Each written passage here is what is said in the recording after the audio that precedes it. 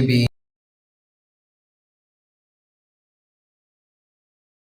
خالق اکبر سب کو اپنی بارگاہ میں قبول فرمائے۔ آخری دعا خالق اکبر اپنے حبیب کی عصمت اور طہارت کے صدقے ہمارے بار میں ایمان کا جلد ظہور فرمائے۔ تمام دعاؤں کی قبولیت کے لیے بآواز بلند صلوات۔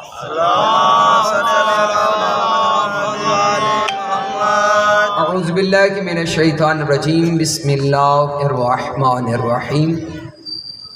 الحمد للہ رب العالمین والعاقبۃ للمتقین وجنۃ للمؤمنین والنار للکافرین، ثم الصلاۃ والسلام علی اشرف الانبیاء والمرسلین، صاحب تاج والمراج سیدنا و نبینا ابو القاسم محمد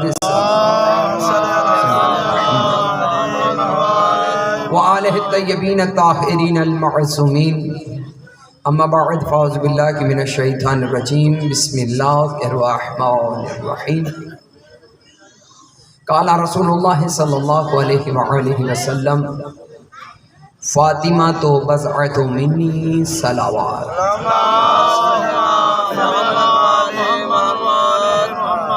بسم اللہ الرحمن الرحیم، کونوا مع الصادقین صلوات۔ میں نہایت ہی واجب الاحترام برادران عزیز کوئی انتظار نہیں کروایا۔ آپ کو پتہ ہے محرم الحرام کے مجالس کے حوالے سے اکثر ہم لوگ لیٹ ہو جاتے ہیں، اس سے ہم بانیان سے معذرت خواہ ہیں۔ میں نے جس جگہ پہ کل بحث چھوڑی تھی، بات چھوڑی تھی، وہیں سے لے کر آگے اللہ فرماتا ہے کہ سچوں کے ساتھ مل جاؤ۔ توجہ ہے؟ پیچھے جو میں نے عرض کیا تھا مومنین کی خدمت میں قرآن پڑھ رہا تھا، سچوں کے ساتھ مل جاؤ۔ تو جب نجران کے عیسائیوں سے رسول خدا کا مناظرہ ہونے لگا تو وہاں ثابت کیا ہونا تھا کہ سچے کون ہیں۔ توجہ ہے؟ میرے واجب الاحترام آپ میرے ساتھ چلیں گے، انشاءاللہ لطف اندوز ہوں گے کہ جب عیسائیوں نے یہ اعلان کیا، ان کے بڑے بڑے پادریوں نے اعلان کیا کہ بھئی دیکھیے ہم سے بڑا متقی کوئی نہیں، ہم سے بڑا پرہیزگار کوئی نہیں، ہم سے بڑا سچے دین والا کوئی نہیں، یہ نبی باتیں کرتے ہیں جبکہ ہمارا نبی جو ہے وہ اللہ کا بیٹا ہے۔ بہت ساری باتیں بنا رہے تھے، بھئی یہ عبداللہ کا بیٹا ہے، ہمارا نبی اللہ کا بیٹا ہے، یہ 40 سال یا 21 سال جتنے بھی تاریخ نے لکھے اس کے بعد دین منوا رہا ہے، جبکہ وہ بچپن میں 3 دن کی عمر میں کلام کر رہا ہے۔ اس کی بہت ساری باتیں تھیں، بہت سارے ان کے وہ جو سوال اور جوابات تھے۔ رسول خدا صلی اللہ علیہ وآلہ وسلم کو جب پتہ چلا کہ انہوں نے کہا ہے بھائی دیکھو ایک میدان سجاتے ہیں، پھر اس میدان میں ہم سب مل کر آتے ہیں، ہم اپنی بچوں کو لائیں گے، تم اپنے بچوں کو لاؤ، ہم اپنی عورتوں کو لائیں گے، تم اپنی عورتوں کو لاؤ، ہم اپنے بزرگوں کو لاتے ہیں، تم اپنے بزرگوں کو لاؤ، ہم اپنے جوانوں کو لاتے ہیں، تم اپنے جوانوں کو لاؤ، بس دونوں مل کر بات کرتے ہیں۔ بھائی جو جھوٹا ہوگا اس پہ اللہ کی لعنت ہوگی، جو سچا ہوگا اس پہ اللہ کے سلام۔ اب دیکھیے گا عزیزان محترم، اب جب رسول خدا کو اس بات کا اندازہ ہوا، مسجد نبوی میں نماز فجر سے پہلے رسول خدا نے اعلان کیا کہ میرے پیارے صحابہ، آج میں نے جانا ہے نجران کے عیسائیوں کے مقابلے میں، تو لہٰذا میرے ساتھ وہ جائیں گے جو سچے ہیں۔ توجہ ہے؟ اب وہ بات جو جناب سلیمان نے کہی تھی کہ دنیا والوں ایک ایسا گروہ بھی ہے جو بعد از رسول خدا سب سے افضل ہے، اور وہ سچوں کا گروہ ہے۔ اب لوگ تو ڈھونڈ رہے تھے کہ سچے کب آئیں گے، کہاں آئیں گے، کیسے ویسے۔ اب کیا ہوا عزیزان محترم، نماز فجر کا وقت ہوا، پوری مسجد نبی بھر گئی۔ اب جناب سلیمان داخل ہوئے، جناب سلیمان نے بائیں دیکھا، दाएं देखा, सामने देखा, हैरान होकर कहने लगे कि भाई क्या बात है, आज बड़े अच्छे कपड़े पहने हैं, आज बड़ी अच्छी माशाल्लाह तलवार उठाई है, हालांकि तूने किसी मैदान में तलवार नहीं उठाई। आज तलवार लेकर आ गए हो, हालांकि तूने किसी मैदान में तलवार है नहीं चलाई। कहने लगे सुलेमान बस रुक जा। अच्छा, दूसरे से बात की, भाई क्या हुआ, आज ईद तो नहीं है, तूने बड़े अच्छे कपड़े पहने हुए हैं, बड़ी अच्छी खुशबू लगाई हुई है और सुभान अल्लाह आगे बढ़ बढ़ कर आ रहा है। कहने लगे सलमान तुझे पता है? कहा क्या? कहा अल्लाह के रसूल ने कहा है कि मैंने आज मैदान में सच्चे लेकर जाने हैं। तो जनाब सलमान कहते हैं फिर भी तू नहीं समझा कि रसूल के साथ वो जाएगा जो सच्चा है? तू सच्चा है? आए आज भी तू धोखा दे किसको? रसूल खुदा को। तूने सुना नहीं, रसूल नहीं जानते कि सच्चा कौन है। अच्छा, अब वो खड़ा हो गया। अब वो तीसरे की तरफ मुखातिब होकर रसूल खुदा ने इरशाद फरमाया, सरकार सलमान फरमाते हैं, तुझे क्या हो गया, तू आगे बढ़ बढ़ कर क्यों जा रहा? कहने लगा मैं, तूने सुन नहीं वो जब तुमसे कह रहा था कि रसूल खुदा को सच्चों की ज़रूरत है, तो मैं भी आ गया शायद। उसने कहा तू हमेशा जब भी मैदान जंग की बात होती थी सबसे आगे होता था, लेकिन जब जंग शुरू होती थी सबसे पीछे होता था। आज तूने कैसे सोच लिया कि सच्चों की सफ में तू आगे होगा? आज भी तो एक जंग होने जा रही है ना, आज भी। अच्छा, अब सब खड़े हो गए, इंतजार होने लगा। रसूल खुदा का रुख मस्जिद नबवी के यानी दरवाजे की तरफ था। असहाबाए करम देख रहे थे, रसूल खुदा यूँ देख रहे थे। अब रसूल खुदा ने एक तरफ से रुख को यूँ घुमाना शुरू किया, फिर न शुक्र, पहले इधर देखा, फिर इधर देखा, फिर इधर देखा, फिर सिर्फ जनाब सलेमान से फरमाया सलेमान मेरे करीब आओ। जनाब सलेमान करीब आ गए। कहने लगे वहाँ देखो अबू तालिब का बेटा है। कहा मौला ऐसे बुलाओ ना जैसे खैबर में अली को बुलाया था। तो जनाब सलेमान फरमाते हैं कि जैसे मैंने रसूल खुदा से कहा ना कि ऐसे बुलाओ जैसे खैबर में अली को बुलाया था। सरकार फरमाते हैं कि जे ऐ सलेमान तू जानता है ना अली को मुझसे कितनी मोहब्बत है, तू जानता है ना लोगों के हजारों सवालात हैं, अगर मैंने यहाँ भी या अली कह दिया ना तो लोग अल्लाह को भूलकर अली अली करेंगे। माशाअल्लाह। अभी सिर्फ आवाज देनी है, आवाज देनी है। जब इशारा किया गया, अमीर कायनात की नजरें झुकी हुई रसूल खुदा के करीब आ गए। अब जब लोगों ने अली को देखा ना तो सब कहते हैं भाई चलो घरों को। कहने लगे क्यों? अब हम नहीं जा सकते। कहने लगे क्यों? कहा तूने नहीं देखा सच्चों का कारवान में सबसे पहला अली है। मतलब जो भी बाद आएगा कम अज कम ऐसा किरदार हो जो अली है, बाद में वो कारवान में वो शामिल होगा जिसका किरदार कम अज कम अली है। अब कहने लगे भी हाँ भी तेरी बात तो ठीक हो गई। अब ये सिलसिला चल पड़ा। अब हजरत अली शेर खुदा को लिया और अपने घर की तरफ रुख कर दिया। यहाँ पर रुक कर मैं एक जुमला मोमिन की खिदमत में बयान करना चाहता हूँ। अजीज़ान मोहतरम, ये दरवाजा जो था ना ये वाहिद दरवाजा था जो मस्जिद नबवी में खुलता था। तकरीबन 5 या 6, इससे ज्यादा भी तारीख ने लिखे हैं, दरवाजे ऐसे थे जो मस्जिद नबवी में खुलते थे। अल्लाह की तरफ से वही नाजिल हुई, रसूल खुदा ने सब दरवाजों को बंद कर दिया सिवाय उस दर के जिस दर को खुलने से जन्नत का दीदार होता था। जिस दर से वो दर नजर आता था जो जन्नत के सरदारों का दर था, जिस दर से वो बाहर आते थे जो जन्नत के सरदार थे।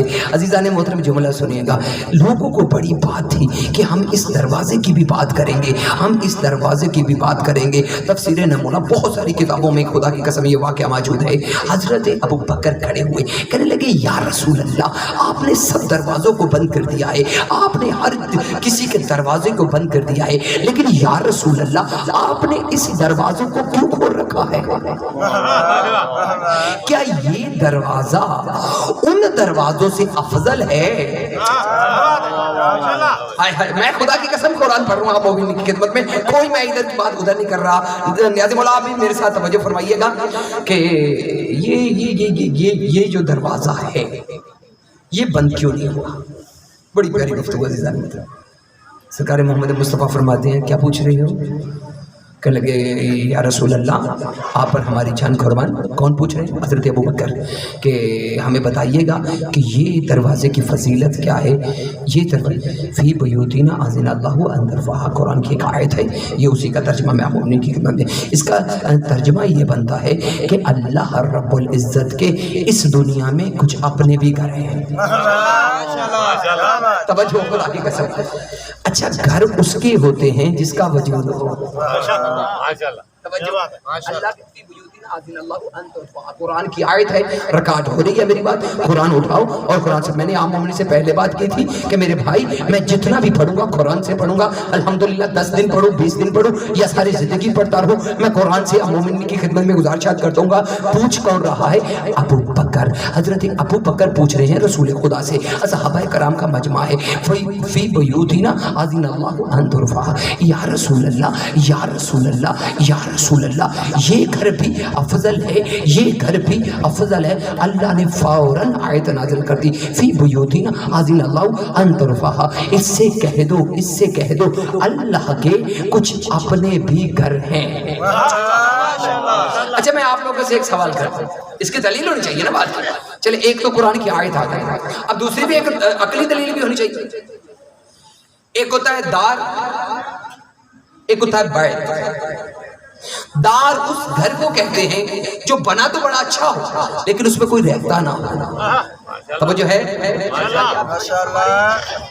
دیکھیے گا عزیزان مومنین، ایک ہوتا ہے بیت، ایک ہوتا ہے دار. دیکھو اتنی بڑی کوٹھی خوبصورت بنا دی گئی، اللہ اکبر، کمال کی ہو گئی. تو اب کیا کریں؟ میں آپ سے ایک سوال کرتا ہوں، یار اس کوٹھی میں کون رہتا ہے؟ کہ لگے شاہ جی یہ فلاں بندے کی ہے، لیکن یہ کوٹھی آباد نہیں ہے، یہ ویران ہے، یہ در ہے. سمجھ میں آ رہی ہے؟ یہ در ہے، اس میں کوئی نہیں رہتا. میں کہتا ہوں اچھا یہ 7 والا گھر کس کا ہے؟ جی یہ 7 والا گھر ابرار بھائی کا ہے، اس میں وہ رہتے ہیں، بچے ہیں، ساری بات اچھے. عربی میں آپ اگر کس سے پوچھیں کہ جس گھر میں کوئی نہ رہتا ہو اسے کہتے ہیں دار، جس گھر میں کوئی رہتا ہو اسے کہتے ہیں بیت. اب مجھے اپنے دل پہ ہاتھ رکھ کے بتائیے آپ خانہ کعبہ کو کیا کہتے ہیں؟ آپ خانہ کعبہ کو دار کہتے ہیں یا بیت اللہ؟ بیت اللہ کہتے ہیں. اچھا چلے میں آپ سے پوچھ لیتا ہوں، بھائی آپ نے کہا ہے کہ یہ ہے ابرار بھائی کا گھر، تو میں نے کہا کبھی آپ نے ابرار بھائی کو ادھر آتے دیکھا؟ کہا ہاں میں نے دیکھا. صبح گئے تھے، اب نکلے کھانا پکا رہے تھے. اس گھر میں ان کے بچے ہیں، ان کے اور اہل و حیا موجود ہے، یہاں سب کچھ ہے، ہم نے دیکھا ہے ان کے سب یہاں پر موجود ہے. کھانا پکتا ہے، کھانا کھاتے ہیں، 24 گھنٹے نظر آتے ہیں. اچھا یعنی ایک گھر میں ایک وجود کا ہونا واجب ہے جس کی وجہ سے وہ گھر اس نام سے پہچانا جائے گا. اب مجھے ایمان سے بتاؤ کسی نے اللہ کو گھر میں آتے دیکھا؟ آپ اتنی بڑی بات ہے، اللہ کی قسم ہر بات ہر مجمع کے لیے نہیں ہوتی، لیکن میری مجبوری ہے کہ میں نے قرآن شروع کیا ہوا ہے. کوئی ادھر کی بات ادھر نہیں کی. مجھے کوئی بھی مجمع سے کھڑا ہو کر بتا دے کہ قاری صاحب ہم نے دیکھا ہے اللہ کو، ہم نے دیکھا ہے وہاں اللہ کو، ہم نے دیکھا ہے وہاں اللہ کو. بھئی جس گھر میں کوئی رہتا ہو اسے کہتے ہیں بیت، جس گھر میں کوئی نہ رہتا ہو اسے کہتے ہیں دار. آپ ایمان سے بتائیے اللہ تو وہاں رہتا نہیں تو یہ بیت اللہ کیسے ہے؟ گھر میں رہنے کے لیے بھائی کسی وجود کی ضرورت ہوتا ہے، تو پھر ڈھونڈ جس کے رہنے سے اللہ کہہ رہے وہ نہیں میں رہ رہا ہوں. بسم اللہ. بھائی وہ ڈھونڈ جس کے رہنے سے اللہ کہہ رہا ہے وہ نہیں میں رہ رہا ہوں. یہ راز کھلا 13 رجب کو. اللہ اکبر. اس سے پہلے خانہ کعبہ وہ چیز نہیں تھی. اللہ اکبر. خانہ کعبہ وہ چیز نہیں تھی، وہ صرف دار تھا. بیت اللہ بنا جب عین اللہ آیا. افسوس بھائی میں تو قرآن ہی پڑھ سکتا ہوں نا مومنین کی خدمت میں، تو انشاءاللہ یہ 3-4 دن ہو گئے قرآن ہی سے بحث آپ مومنین سے ہو رہی ہے. تو جب مجھ سے سوال کیا گیا اب آپ کو پتہ چل گیا کہ بیت اللہ کیسے بنا؟ علی کے قدموں کے صدقے. خدا کی قسم میری بات ریکارڈ. یہ خطبہ حضرت عباس کا جب مولا حسین نے احرام کھولے اور واپس پلٹے نا تو کچھ لوگ اللہم لبیک اللہم لبیک کی صداؤں کو بلند کر رہے تھے. اتنے میں کسی نے بیچ سے کہہ دیا کہ حسین جا رہے ہیں تو کیا ہوا؟ ہم اپنی عبادت کو عبادت کرتے ہیں، کعبہ افضل ہے۔ مجھے قسم ہے اس پاک اور طاہر منبر کی، حضرت عباس کا خطبہ ہے خانہ کعبہ میں، حضرت عباس خانہ کعبہ کی چھت پر کھڑے ہو گئے اور اپنا پاؤں خانہ کعبہ کی دیوار سے مار کر کہتے ہیں، او دنیا والوں، اس گھر کی پوجا کرتے ہو جس گھر کو عزت ہمارے بابا کی نولین کی وجہ سے ملی، اس گھر کی عزت، اس گھر کی عزت وہ جاؤ جا رہا ہے، وہ کعبے کا بھی کعبہ ہے، وہ جس جگہ پہ رہے گا اللہ وہاں عرش معلی بنا دے گا، جس دھرتی پہ اس کا طاہر پاک خون گرے گا اللہ اس خاک کو بھی خاک شفاعت۔ یہ ایک بہت بڑا خطبہ ہے، کبھی موقع ملا انشاءاللہ حضرت عباس کا خطبہ بھی آپ مومنین کی خدمت میں گزارشات کروں گا۔ اچھا وہاں پر کیا ہوا؟ جب یہ بات کہی گئی نا حضرت ابوبکر نے کہ یہ گھر بھی عزت رکھتا ہے تو یہ گھر بھی عزت رکھتا ہے، تو وہ سرکار فرماتے ہیں کہ میں تجھے تفصیل بتاتا ہوں۔ قرآن مجید کیا کہتے ہیں، فی بیوتینا اذن اللہ ان ترفع، اللہ کہہ رہا ہے دنیا میں میرے کچھ اپنے گھر بھی ہیں، یا اللہ تو وجود تو رکھتا نہیں، پھر وہ کون سے ایسے وجود ہیں جو تیرے ہیں؟ اللہ اکبر۔ اچھا تفصیلاً بس مختصر میرے واجب الاحترام تشریف فرما ہے، میں نے بھی آگے حاضر ہونا ہوتا ہے 10 بجے، تو میرے واجب الاحترام کی بھی مصروفیات ہوگی، زیادہ بات کو لمبا نہیں کروں ایسے۔ تو آگے سرکار نے فرمایا کہ جس گھر میں اللہ کا ذکر ہو وہ بھی اللہ کا گھر ہے، اولیاء کے گھر اللہ کے گھر ہے، نبیوں کے گھر اللہ کے گھر ہے، باقی بیت اللہ اللہ کا گھر ہے، مسجد نبوی اللہ کا گھر ہے، گنا دیے گئے۔ لیکن جناب حضرت ابوبکر سے رہا نہ گیا تو کہا اس گھر کی ایسی کون سی بات ہے، اس گھر کی ایسی کون سی بات ہے؟ سرکار فرماتے ہیں جو نبیوں کے گھر ہے نا وہاں کہیں نہ کہیں کمی ہے۔ کاش میرے پاس کچھ لفظ اور ہوتے تو میں آپ مومنین کی خدمت میں گزارشات کرتا۔ ہر نبی کے گھر میں کوئی نہ کوئی کمی ہے، اس گھر میں کوئی کمی نہیں۔ اس نے کہا یہ کیسے ہو گیا؟ سرکار فرماتے ہیں تو نوح کا گھر دیکھ، اچھے بھی ملیں گے برے بھی ملیں گے، تو ابراہیم کا گھر دیکھ، اچھے بھی ملیں گے برے بھی ملیں گے، تو یحییٰ کا گھر دیکھ، اچھے بھی ملیں گے برے بھی ملیں گے، تو 1,24,000 ایک کم میں جتنے بھی تو نبی دیکھے گا کسی نہ کسی میں تجھے کہیں نہ کہیں کمی نظر آئے گی، تو اس گھر کی طرف متوجہ ہو کے دیکھ، اس میں جتنے ملیں گے سب سردار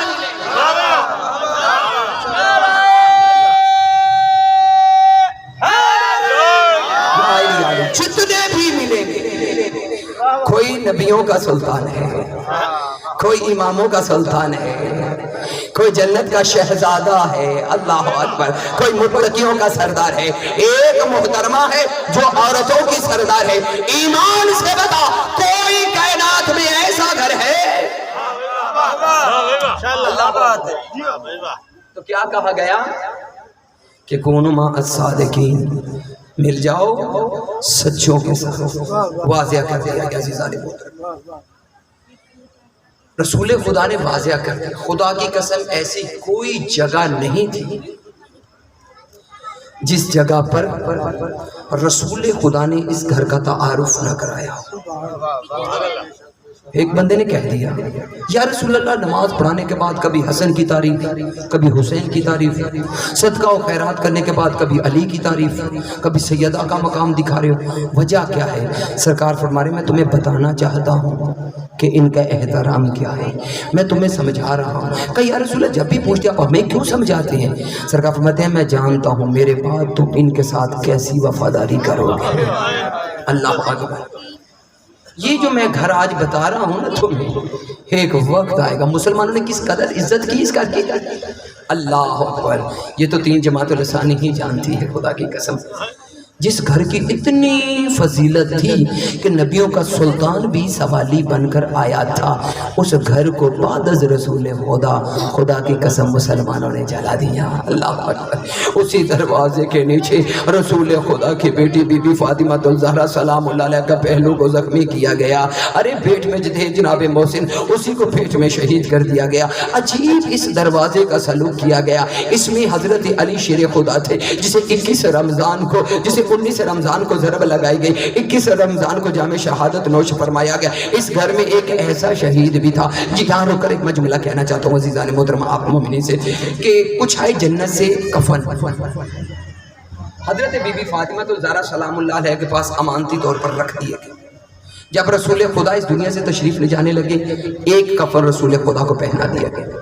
پھر جب حضرت علی شیر خدا کی زوجہ محترمہ حضرت بی بی فاطمہ تو زہرا کا وقت آیا, پھر ایک کفن اٹھایا اور آقا زادی حضرت بی بی فاطمہ تو زہرا کو پہنا دیا گیا. پھر ایک حضرت امام حسن علیہ حضرت امام علی شیر خدا کی یعنی اس دنیا سے یعنی دوسری دنیا میں جب منتقل ہونے لگے جام شہادت نوش کیا تو تیسرا کفن جو تھا وہ حضرت علی کو پہنا دیا گیا. اب بچا تھا صرف ایک کفن. اللہ اکبر. اور وہ کفن پڑا تھا درمیان میں. کبھی بی بی زینب دیکھ رہی تھی, کبھی حضرت امام حسین دیکھ رہے تھے, کبھی امام حسن علیہ السلام دیکھ رہے تھے. عزیزان محترم میں پڑھ نہیں سکتا کیونکہ میں بھی تو سید ہوں نا عزیزان محترم. میں نے اپنی آنکھوں سے وہ جگہ دیکھی ہے جہاں قائم آل محمد کی کوفہ میں مظلومیت نظر آتی ہے. اللہ اکبر. میں وہ جگہ دیکھ کر آیا ہوں جہاں بہن رو رہی تھی, رو رو کر کہہ رہی تھی حسین میری چادر ہوتی میں تجھے کفن پہناتی.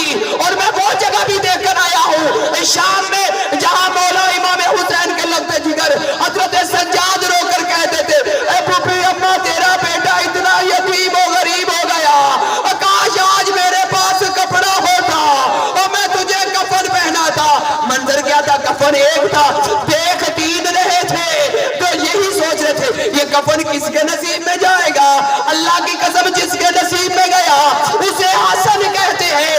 جب بہنوں نے کفن پہنایا کفن کا رنگ کچھ اور تھا, جب امت نے پھولوں سے استقبال کیا کفن کا رنگ کچھ اللہ لعنت اللہ قوم الظالمین.